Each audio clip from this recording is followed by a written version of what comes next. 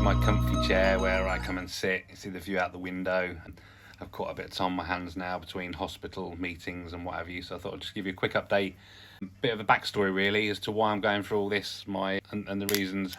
Ignore my eye, this is one of the side effects or the symptoms of having bad blood in my body at the moment, but sometimes they're clearer than others, so a bit red and sore today.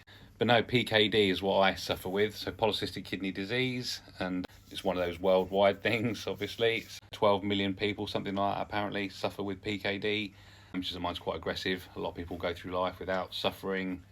In terms of the kidney function is in a good range, 60 and above, so they'll go the whole life with polycystic kidney disease, but actually having to have no treatment.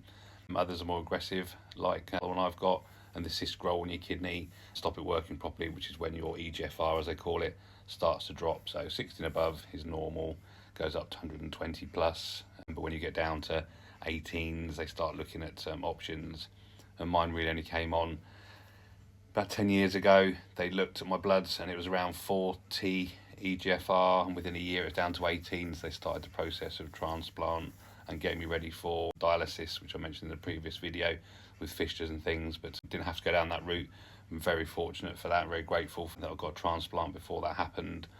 But my other kidney, I've had 2 polycystic kidneys, as you do. One came out last year with complications, about 7.5 pounds in weight, so it was complicated to get out and caused some other damage.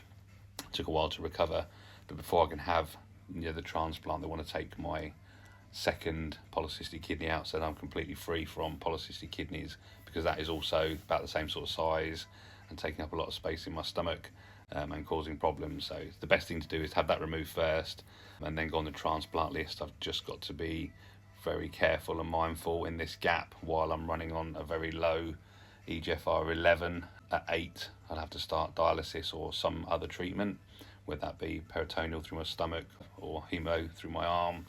I'm going to do one of those 2 things, so I'm trying to hold off on that. It's just a drain on resources for the NHS. If I need that, I'm going to have a transplant, so I'm trying to just get through that piece.